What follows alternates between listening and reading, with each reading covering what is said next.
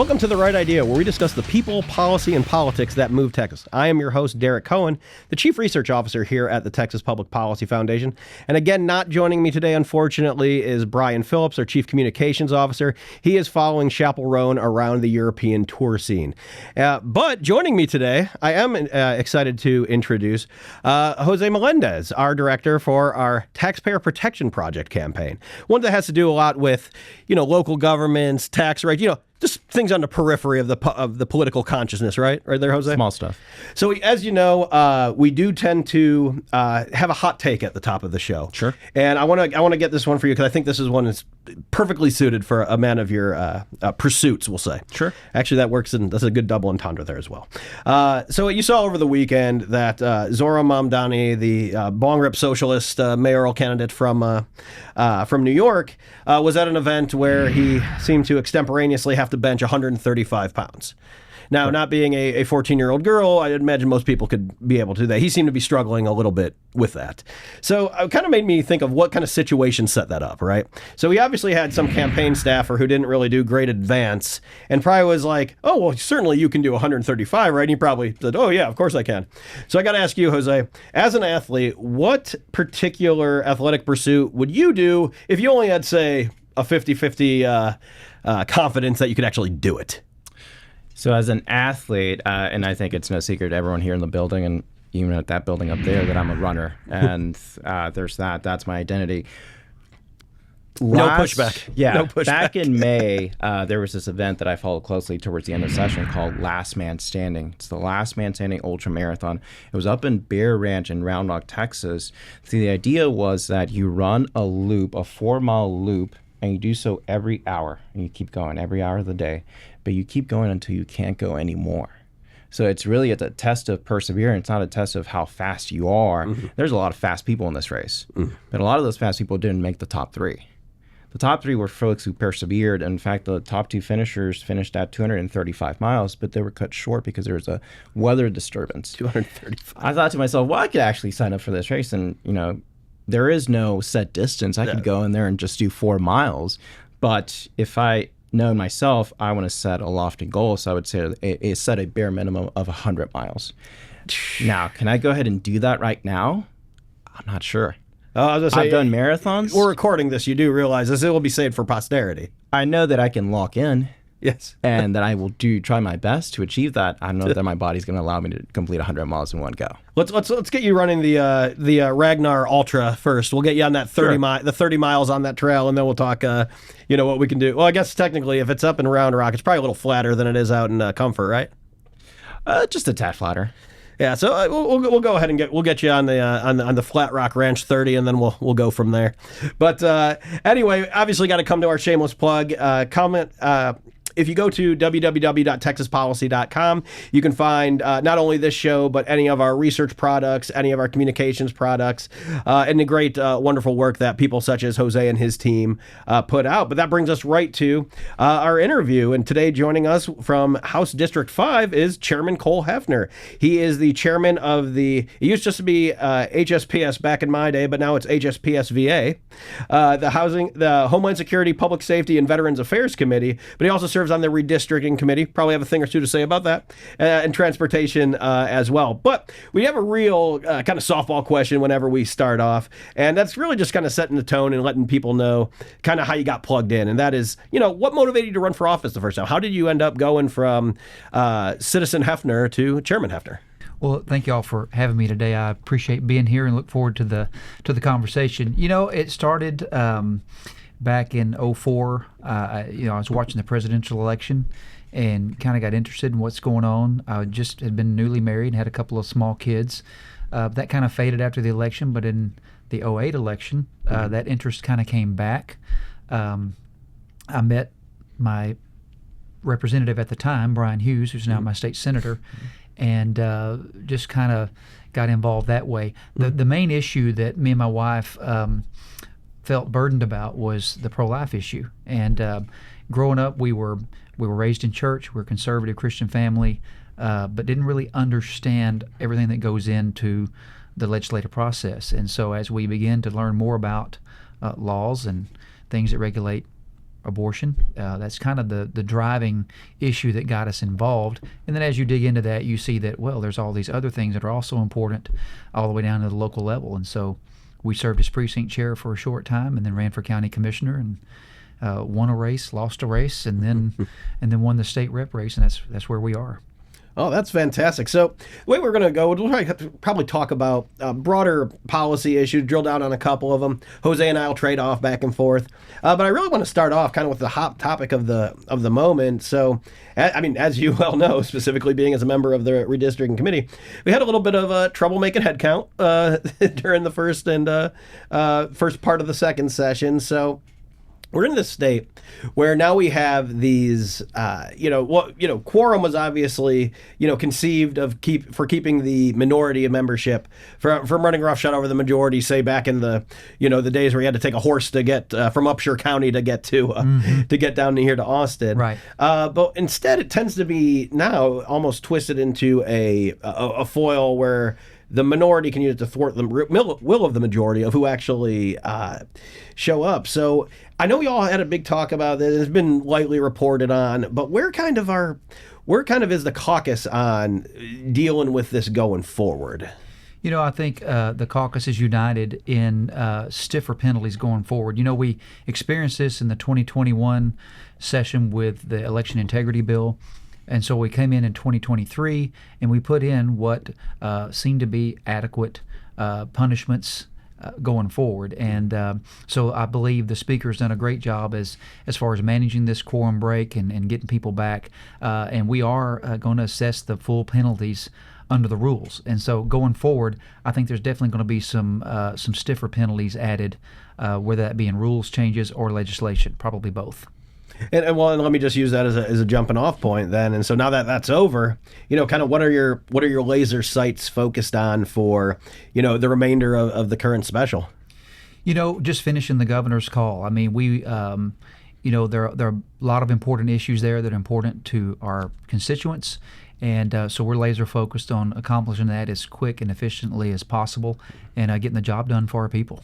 I'm not gonna make you go on record saying when are you gonna get the clock out and go home, but hopefully your lips of God's ears soon, right? Yeah, we leave our families and our businesses, and you kind of get psyched up and ready for the regular session.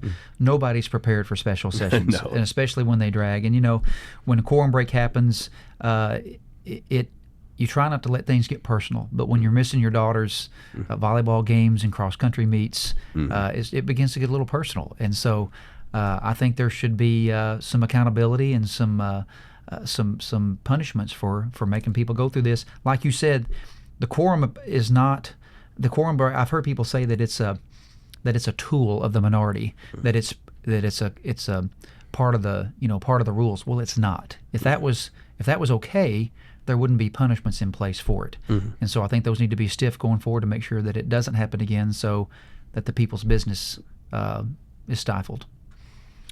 So one of the top issues just about every single session in recent memory has been property taxes, right? The state does its job. It passes tax relief session after session. We send those relief dollars down to our local governments, but seemingly before the ink is even dry on these bills, local governments turn around and jack up the tax rate or try to pass another bond election. I'm curious from your perspective as a state legislator and a former county commissioner, how do you view that dynamic between the state and local governments? It's challenging, and we have done massive property tax relief. Like this most recent session, $51 billion in the budget is dedicated to reducing property taxes in Texas, and so what we don't collect a property tax, a state property tax. That's all at the local level. And so I think there's two things. We can increase transparency, which we've worked on the last several sessions. We can put guardrails around making it harder to increase those taxes without a vote of the people. But also, people at the local level need to be engaged at the commissioner's court and the city council. That is the most important government to the people. It is the hardest government. It's the hardest role to serve in because you're trying to keep more and better police, build better streets, and provide better services while also trying to keep the tax burden low if you're a conservative county or city. And so people need to be engaged and informed on what's going on at the local level and holding those local officials accountable. And so we at the state, we're low on the rollback rate again this session, and always looking for ways. I think we need to look at appraisal reform and what's going on with appraisals. The House has attempted that before, and House and Senate have worked very well this session. We don't always agree, and that's a good thing. We need a little pressure, a little stress between the two, and a lot of times we come out with a better product when we work together. But appraisal reform is something I think needs to be looked at, and just people getting involved at the local level, I think, would help as much as anything. I think you're absolutely right on that. I don't want to move on too quickly. Because I think that we have engaged, and when I say we, as a state, a discussion of the appraisal reform. Kind of give our viewers or listeners kind of like what is in the menu of option for appraisal reform. Because to be honest with you, I don't think a lot of folks, just like a lot of folks aren't paying attention to kind of the goings on at the local level. I don't think a lot of them know a lot of how that works.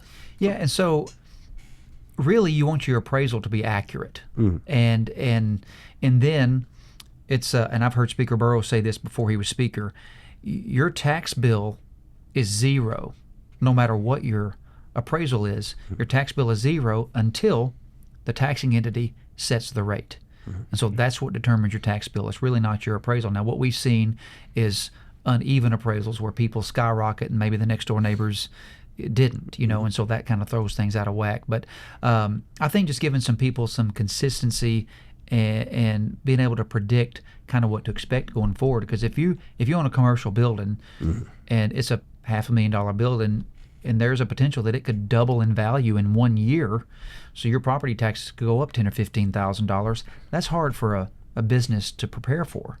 And so just some consistency and some predictability in what that would look like going forward, I think would be important. I think you're absolutely right. Shaking that out the couch cushions would be a little bit of a struggle for a lot of businesses in Texas. And I'll add this, always looking for ways to work towards, eliminating property tax. And I know there's a lot of big talk out there about that, and I think we should always be our goal, especially with the school maintenance and operations tax, where the state can step in more easily than they could at the county or city level. And you have those pre-existing mechanisms, whether by HB 3 from 19 or what have you. Right, exactly. Yeah. So banning taxpayer-funded lobbying has come to the forefront this special session. So this is a practice where local governments spend millions of dollars, seemingly year after year, on contract lobbyists to lobby the legislature. I'm curious, from your perspective, a lot of the claims that are made is usually that the local officials need these lobbyists to get the attention of state legislators. Do you think there's merit to that argument, or is there something else here? I'll speak just honestly and openly about my experience. No, not for me. I want to hear from my locals. I talked to my Wood County Sheriff this morning. I texted with my Wood County Judge last night. My Smith County Judge texted me on the way down here today. I have a great working relationship with all of my local elected officials, and I don't care what some lobbyist is telling me is good for my counties. I do care when my mayor or my judge or my sheriff calls, and that's when I perk up and listen. And so I think it's a problem when, especially in the larger, and this is a problem that we see more in the larger cities and counties, where my folks they're members of organizations that not only do some lobbying, but they do a host of other things, insurance, redistricting, legal advice, so many things they do that are good, and they do a great job at it. They really do. But on the same hand, I have seen some of these organizations that will misrepresent what a bill does and get some of our locals fired up, and it may not be accurate information that they're getting. And I don't hear from that lobby organization. I get a commissioner that's mad, and I have to go unpack that and unwrap that and go, no, here's what we're doing. And so I just think it's fundamentally wrong to take taxpayers, hard-earned taxpayers' dollars, and then go lobby against legislation that benefits those taxpayers. You want an informed public, you want them involved in the process, the more the better. But for me, I'd much rather hear from the local elected official directly, and that has much more influence on my decisions. So a couple of days ago, might have been 2 weeks ago now, but you and I were at a bill signing ceremony where the governor was signing a package of housing affordability bills. Yes. Including one that you sponsored, which was a major one, that's Senate Bill 840, that says that we now allow for commercial or residential building within commercially zoned areas. So can you talk to us for a little bit about the problem that this solves and the importance of this bill for Texans? Sure. Well, I have 7 kids and a grandbaby, and my kids are becoming of age where they're beginning to look at how they're going to find a family and live on their own.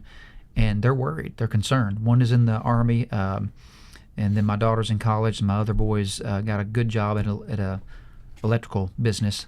And they're starting to think, what does it take for us to be able to afford to be married and live on our own and have a family? And so there's the barriers to that. Y'all seen the cost of construction has nearly doubled in the last 4 or 5 years. I used to be in construction, and it just amazes me what things cost. And so they're worried. They're a little bit discouraged at the cost of things. And so I drive through a lot of where I'm from, and how this bill I think affects my district is a lot of the downtowns they've kind of dried up. And the activities moved out to the outskirts of the town. We have these downtown buildings that are just kind of sitting there, and so this is a perfect opportunity to turn those into homes or condos or whatever. And you can still put stores and storefronts and commercial underneath. You could do housing above. There's lots that are sitting around town that are just sitting there vacant. And so this just, for me, made sense for my area. Some in other parts of the state I've heard are not in love with it, some of the cities, but for me, it's about freedom. It's about the free market working. And the bill it wasn't crazy. There's still some steps there. We just made it a little more, got rid of some red tape, and freed things up a little bit. But anything we can do to help young Americans achieve that American dream and get government out of the way, I think we should be doing. And I felt like this bill was a step in that direction. Absolutely, I don't think we could agree with you more on that. I did want to bring up, since obviously you're the chairman of the Homeland Security, Public Safety, and Veterans Affairs Committee. Just what is it? 2 hours ago, you were with the governor, putting pen to paper on SB 17. One of the, I don't want to speak for you, sir, but I would say probably one of the hallmark bills of the session. And obviously it had taken effect before, but obviously it's always great to have a signing ceremony to accompany it. So I want to start with kind of the unpacking the issue that SB 17 gets at. What is because of course say, not selling land to foreign adversaries. It's easily, it messages easily. But I want to talk about this specific problem and how this bill specifically addresses it. So yeah, it's a great headline grabber. We obviously, and it's kind of like, duh, it's common sense. We don't need to be selling Texas land to people who want to do us harm. It's not as easy to accomplish that as one might think. And so, I had people I heard from, just ban it. And I'm like, but I've got the government coming in saying you can't sell your land to XYZ. So that's incredibly close to the government stepping in on my private property rights. And so we wanted to be sure that we were very much protecting our state from hostile foreign adversaries, but not infringing on people's private property rights. That is a foundational cornerstone of our republic, is that ownership of private property. And so doing that we had to be very careful. The other thing is just making sure that we don't have these hostile adversaries that own land close to critical infrastructure, close to our military installations, where they don't own a bunch of farmland, where they could just say, we're not farming that land, and cause a food shortage. We saw a real life occurrence where a food manufacturing plant in North Carolina was Chinese owned, and during the COVID shutdowns where people were sick, a lot of our meat producing facilities were idled back or shut down. And instead of that particular company, they controlled 25% of the pork market in the United States. And when we started having those meat shortages, where do you think they started sending their product? It wasn't to America. It was back to China because they were Chinese owned. And so that's a real life example of what we could get ourselves into, not to mention spying on our military installations, our critical infrastructure. And so we want to keep those hostile adversaries out of our state from owning property and being able to do us harm that way, but while protecting that American dream, where the people who do want to escape that communist regime, the abusive tactics that they live under, they want to become Americans and do it the right way and live the American dream. We want to protect that for people. The people that are oppressed the most and suffer the most under those are the Chinese people from China. And so it was a lot of work. Speaker Phelan made us chair of the interim committee, and then Senator Colcourse kind of blazed this trail last session. Speaker Burrows kept it going, full support. Lieutenant Governor Dan Patrick was great. Governor, this is a bill that started pretty good in the Senate, and we filed a bill in the House that was a little bit better, and it got a little better when it left the Senate and a little better when it left the House, and the bill just got stronger and better. And this is what the process is, what it's supposed to work. This is a good example of how things work through the process. And you can ask my staff and people around, at times it was extremely frustrating and challenging, but at the end of the day, the reward was well worth it. We got a great product, strongest bill in the country. Texas is not for sale.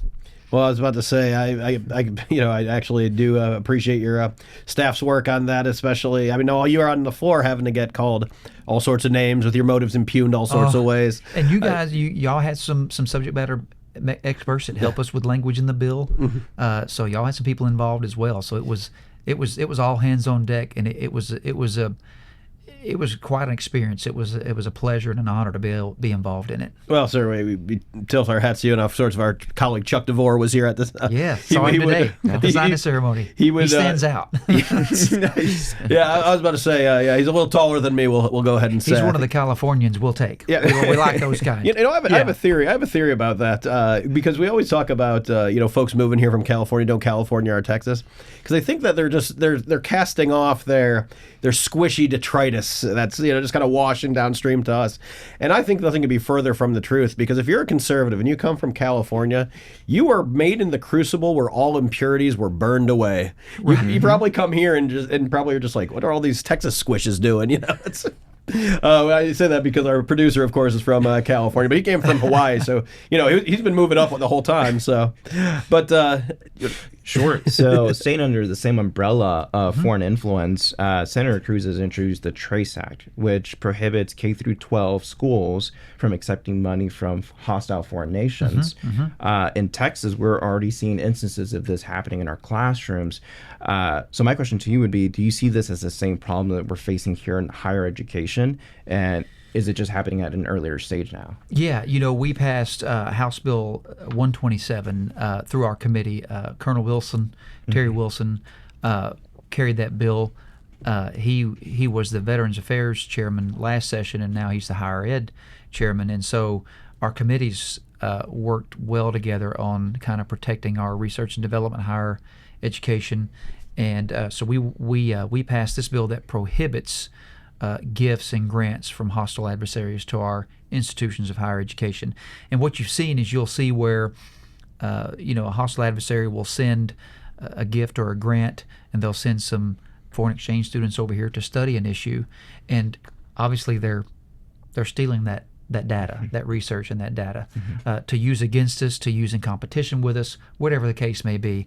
And so we had a bill that Chairman Wilson picked up and strengthened it through the process and banned that practice, because we don't need them in tracking our education. We don't need them. The research and development is where it really gets scary, where they're looking at our formulas, our algorithms, our designs, things like that we need to keep them out of our business as much as we can. So, follow-up question: What first put this issue on your radar? So these bills came from the interim committee. I can't remember what it's called now. Committee on Protecting Texas from Hostile Foreign Organizations, I believe. And doesn't exactly roll off the tongue, but yeah, it was a lot of words. A lot of words. It took me a while to memorize it. And so we had a hearing in Austin, hearing in Tyler, and then back at the Capitol. And so we had subject matter experts come in and we said, hey, we're studying cyber, we're studying physical threats, we're studying land ownership, we're studying all these things. And so as you're working through that, people come in with ideas and you start learning where there's problems. And I think as we dig into these issues, we're going to learn more and more things that the state can be doing. And that's what we wanted to do. We wanted to say, look, where is the federal government coming up short, and where is the proper role for the state to step in, where we can fill gaps, we can step in where maybe the feds don't have the resources or the manpower, but also we can react much quicker than the federal government. And we don't want to just be sitting here waiting on the DOD and the federal government. We want Texas to be equipped and informed and ready to respond to take care of Texas. And so this was one of the 12 or 13 bills that we worked on that we think gets us down the road to that goal. And so before we come off, and this is the last question I'll ask you about HSPSVA, I promise. I want to ask you about Senate Bill 1362, which you picked up from Senator Hughes, sponsored it in the House, and got it to the governor's desk. That's red flags, right? Yes, sir. Yes. And so which sponsor, I believe the term of art is Extreme Risk Protective Order. Mm-hmm. Now, obviously, these exist all over the place in blue states. I don't think we're breaking any news here by saying that. But we also see them in red states, too. Specifically, we think of like Florida, which obviously passed a suite of, for lack of a better term, gun control bills following the horrific shooting down there. Now, I tend to look at most of our work on firearms, and I'm just not a fan of these because I see that they either come in one or two ways. One in which they are pretty much just basically capricious and arbitrary. And then the second way is kind of more in like the Florida vein, where it's checking a lot of boxes, but it's making them go to a place where if they're going to, say, seize the guns, they're already crossing a threshold that is already justified for, say, civil commitment or something that some process that already exists that is not being used in this case. So I want to kind of understand your thought process on this. What kind of flagged this, if you'll pardon my horrible pun, flagged this issue for you and kind of motivated you to work with Senator Hughes on this? You know, so we do have extreme risk protective orders currently in place, but there's a process that those go through. There are hearings and a judge is involved, and there's due process. When we talk about red flag laws, we really don't have those in Texas. So basically our bill defined what that is and then made sure that we banned those ever taking place here.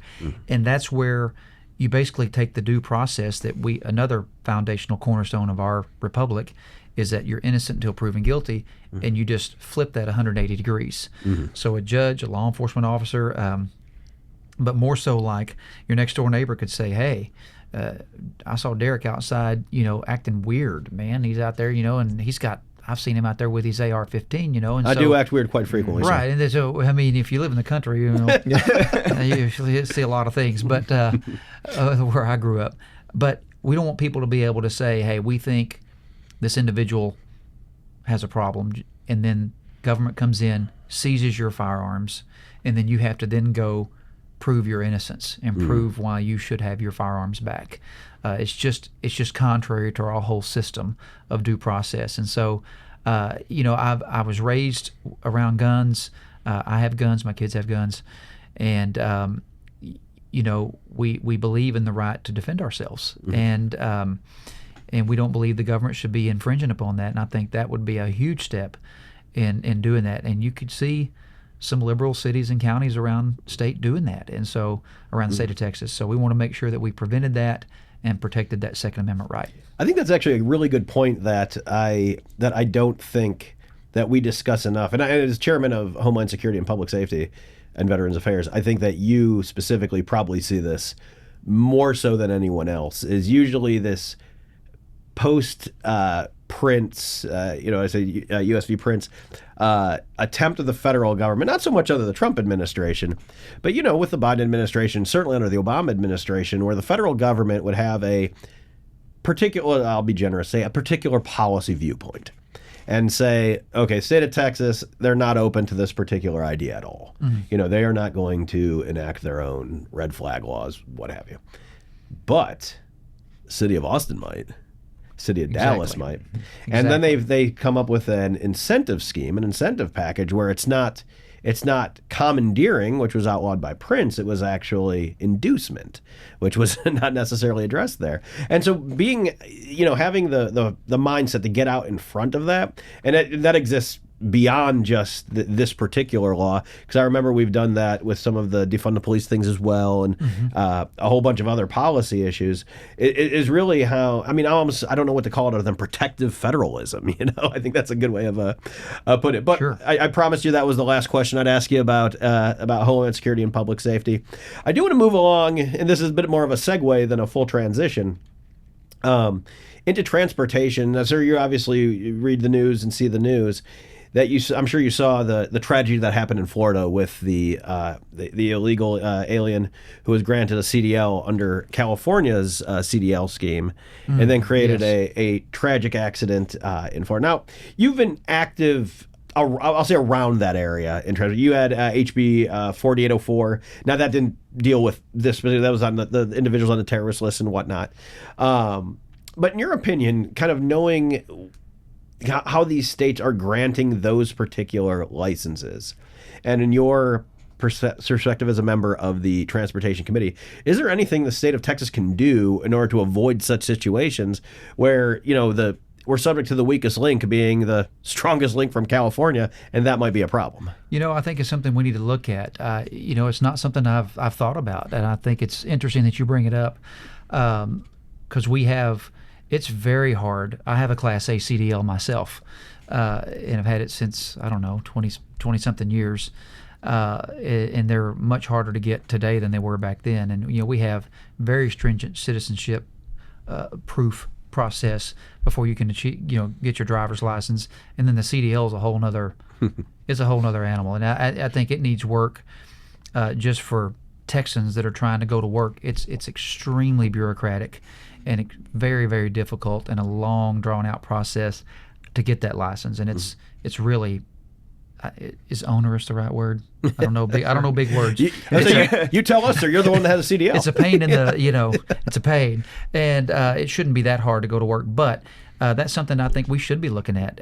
How other states are doing that? Should we be honoring those driver's licenses that have a much more relaxed way of issuing those? I don't know where that gets as far as interstate versus intrastate commerce and those things, but it's definitely something we should explore. That's a good thought. And that definitely probably, I think it has to be a federal solution, because I know that's just the reporting that's been done in this particular case.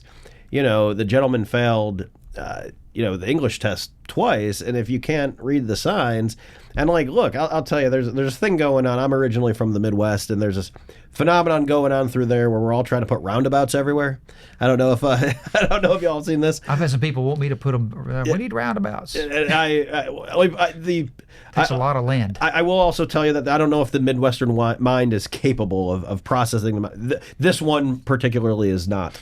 But there's one in this very small town in Bowling Green, Ohio, where it goes immediately from a double roundabout, within, a 1/16 of a mile from each other, into a diamond interchange. That almost gave me an aneurysm the first time I drove through there. So I do think we need smart federal solutions to correct this stuff before we get too crazy. So it may come as no surprise to you, but water is a big deal. And it's a big deal in Northeast Texas, which you represent. Mm-hmm. So top lines, give me your perspective on the water issue, and what can we expect heading into the 90th session? That is a tough issue. We have water where I'm from. We have plenty of water, and the Metroplex, Austin, that triangle is growing so fast. And the problem that we're running into as East Texas representatives is, we're outnumbered. And so we understand that our state is growing. Mm-hmm. We think that's a good thing. We think that's a testament to our policies here, our pro-business environment that we've created here. And we don't think it's an accident that we're growing and at 1,300 people a day. I've heard 1,000, I've heard 1,500, whatever that number is. And so I think, for me, where I come from, it's about private property rights. And that is a foundational. I got 3 of the corners I think we've all talked about here. But those private property rights are so vitally important, and those need to be protected. We're looking for ways. I know Representative Harris has taken the lead on some groundwater issues. Representative Van Deven, Representative Dean, and myself have worked on, surface water, ways to try to protect our water. And so I think we need to be, as technology improves and advances, we're looking at desal, we're looking at other sources of water, turning brackish water into water that can be consumed by humans. So it's a tough issue, and it's something that we've taken for granted. Water has been cheap and plentiful for so many years, and now we're starting to go, hold on. This is next to air, is the most important thing on the planet to us. So, but I think if we stick to our principles and that foundational belief of protect private property rights first, and then we figure this out. And I think we'll figure out some ways to get this done smartly while protecting those private property rights, but also, providing for the growth coming to our state. We talk here multiple times, not only on the water issue, but the power issue. And I think a lot of the solutions that solve the water issue then could go to solving the power issue and vice versa. And they all feed off each other, because in order to produce plentiful water, you need a lot of power. Right. Vice versa, to produce a lot of power, you need a lot of water. And so I think that we're in good shape for those discussions to happen, but I don't envy you necessarily for having to have them. They're touchy, and people are sensitive to them, and they should be. Well, let me ask you, sir. So we've covered a lot of ground here in the policy discussion. Focused mostly on the work that you've done in the 89th and the 89 specials. What haven't we discussed today that is either important? That I would not even say, not even for the rest of the special session, but what have we not discussed today that is going to be a huge issue for Texan, for your constituents in the 90th? We've had our heads down to the grindstone for so long in this session. Each session kind of brings their own issues. I think water will be a big issue next session. We created the geopolitical stress test. I think I already covered that here. I'm very curious to see where that's going to lead as far as protecting our state from those hostile adversaries and what that could turn up. And so I think property tax is always at the top of mind. I think taxpayer-funded lobbying, we're trying to get that done in this session. I'm a supporter of that bill. We'll see what happens there. But just maintaining the pro-business climate for our people, looking for ways to reduce the government, and just in general, So, but so many these sessions, you never know what's going to pop up. But I think we'll have a lot of important stuff coming up, I'm sure. Well, I don't think anybody could have foreseen all the discussion we've had on the camp safety and whatnot, just because of that tragedy that cropped up on July 4th. And I went down. I think it was 3 weeks to the day after the flood, and just me and my staff. We didn't do social media and cameras and all that. I just wanted to go see it, and such a tragic, devastating event. I couldn't believe the magnitude of it and the force of that water coming down through there and the speed that it came through. We went through Camp Mystic. DPS was helping us get through, and we saw those cabins where those little girls were swept away. And I've got an 11-year-old girl and an 8-year-old girl, and so it resounded. It hit hard. I can't imagine what those families are going through, and the camp families. We're praying for them, and we had some of the families in the Capitol last week, and just incredible what they're going through. So you never know what you're going to have to tackle when you get here, and we've got a good group of folks that have been working on it.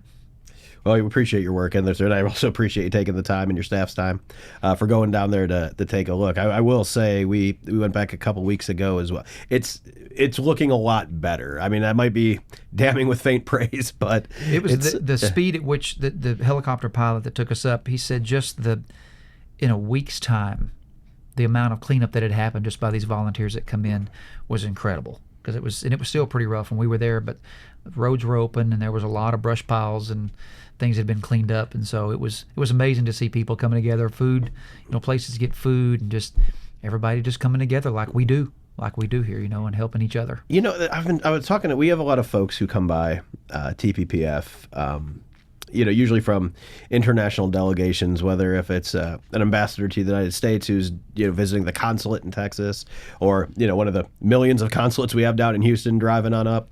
I think they're just coming up so they can hit that Chapel Hill barbecue halfway through. Regardless, we tend to have a lot of folks stop by here.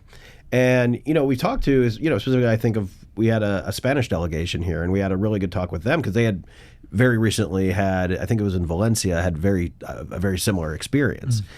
And one of the things that really struck me is I don't even say there specifically, but the cultural response is almost that, the European cultural response is, oh, the government's going to need to get me out of this. Right.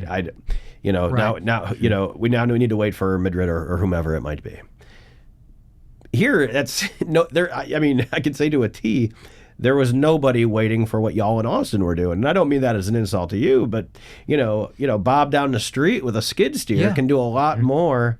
Can do a lot more, a lot faster than than the legislature can, and that's and again, that's not an insult. That's just responsive of Texas values, and I think that is what animates a lot of the disaster efforts. And when folks look back on this, I would like to, hopefully somebody is chronicling all the story of what Bob down the street's doing, or Frank with the heavy wrecker down the way, and we can actually start singing the stories of the unseen Texas. But enough about the policy side. One of the things we also discuss here, is some of the surveys that we do. This is definitely Brian's bailiwick, more so than mine. But we do like to delve into the Survey Says segment. And we had an interesting survey from the Rasmussen poll that came out recently. And it said that, and I'll qualify this when I get through it, but it said that, simply put, voters are displeased with government at all levels. It said 68% of voters say that the federal government pays too little attention to voters' concerns, 18 too much. 68 said state government pays too much or too little attention to voters' concerned. 13 said too much, and that the local government, 65. Too little attention, 13 too much, and that was pretty bipartisan. R&D is probably about an 8-point spread of each other on each of those particular questions. Now, it's an interesting question, but I think that this is also, I would have, if I were the guy running the survey, I would have challenged it, saying you're basically testing a government's actual manifestation versus the ideal manifestation of these individuals' mind. If I had something where the government was working 80% on the stuff I liked, I'd be up in arms about that 20%, right? And so I think that's a bit of a flaw with the methodology here, but I do want to ask you, do you think that is something, because at the very least, they measured it as a perception. Erroneously, I would say, but they measured it as a perception. If that is a perception, what could governments of all strata do in order to correct that perception? That's a tough one, Derek. And I'll tell you, when I'm working with individual members, 150 members of the House, Texas is a massive state. My boys in Georgia, and so we'll drive east down I-20 over to Georgia, and you just go through states, just pop, and by the time I've driven to Savannah, Georgia, I might be in El Paso, and so people just don't understand the vastness of Texas. And with that comes a very diverse citizenry, which produces very diverse membership in the Texas House. And what I have found personally on the individual members is that if they're successful, they've been here a while, they're probably listening to their voters. And for the most part, I think the problem we come into is that diversity makes it hard to do things, and it's supposed to be hard. We want it to be hard. The system is designed to kill bills. It's designed to be extreme. If I want to name a road after a fallen veteran, it has to go through the same process as every other bill, and that bill is nobody's opposed to it. It's still really hard to get that done. It takes a lot of work. I'm thankful for good staff that makes it easier on me. And so to I don't know. It's how to change that perception. I think members probably should be putting a lot of effort in communicating with their constituents. A lot of times we're a lot of social media, a lot of news. I look for any kind of opportunities I can to speak to media and do a lot of social media posts, but that's a challenging one. And I think one of the things is our culture has over time kind of evolved into expecting a little more out of government, and a little more and a little more, where government has become kind of where we're asking them to do too much. We're asking them to do things that they cannot do a good job at. Right. That individuals, just because there's a problem there doesn't mean government needs to come rushing in and fixing it. Lord help us. I mean, government can mess up anything. And so I think it didn't get this way overnight, and it won't be fixed overnight. So I just, it just takes a lot of work and sticking to our principles. I think that is about as crystalline an observation on that as possible, because I definitely agree with the was it Milton Friedman who said that if we put the government in charge of the Sahara, we'd soon run out of sand? We have a shortage of sand. Yes, exactly. What do you think, Jose? Same question, same survey. What do you think? I think to your point, you mentioned how citizens expect government to communicate with them. I think that's even more so the case. You compare to our platforms for communication at the moment compared to 20 years ago, it's vastly changed, right? The way you communicate with your citizenry, you have TikTok, you have all sorts of social media platforms.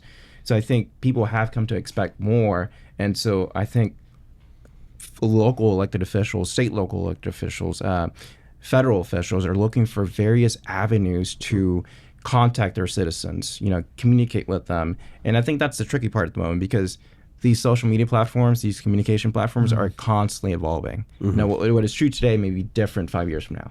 And y'all didn't ask this, but I think something that's important too, it's almost feels like the more technology we have and the more that social media evolves, it almost feels like we know less about our government than we did before these things. And I think while social media and the different platforms are a blessing in a lot of ways, some of it has been perverted to be clickbait and to make money. And so you have people having to decipher what's true, what's not true, and this age of constant outrage, level 10 outrage, so I can get clicks, so I can sell ads, not so I can inform the public on what's actually happening. The process is difficult, and you're working with people with different opinions, strong opinions. There's a lot of really strong.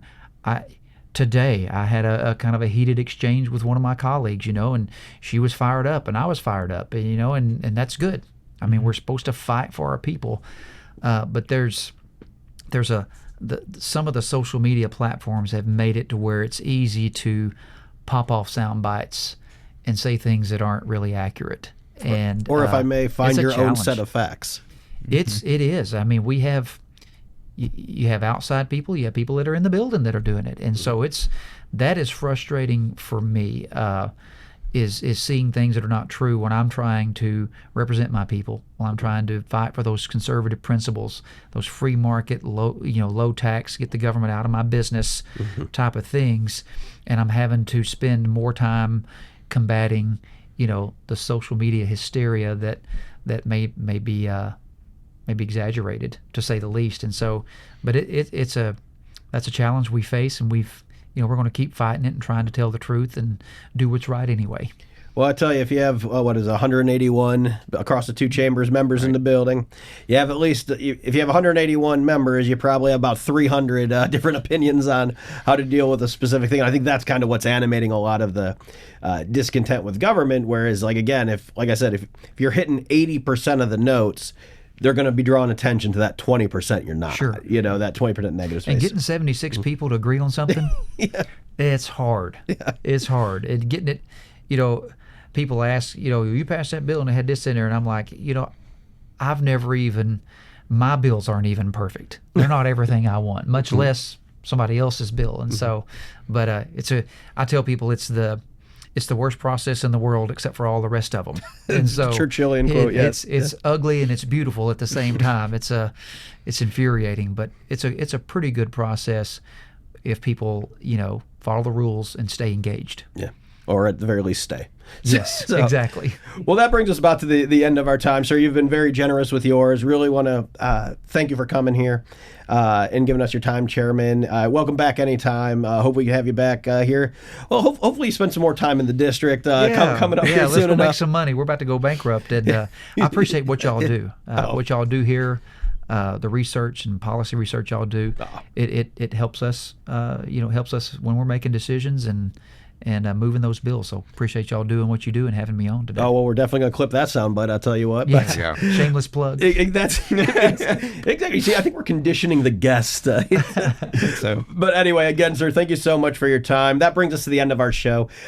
Just want to say, obviously, again, if you want to come across any of our other materials, research, shows, anything material that has to do with what's going on, go to www.texaspolicy.com.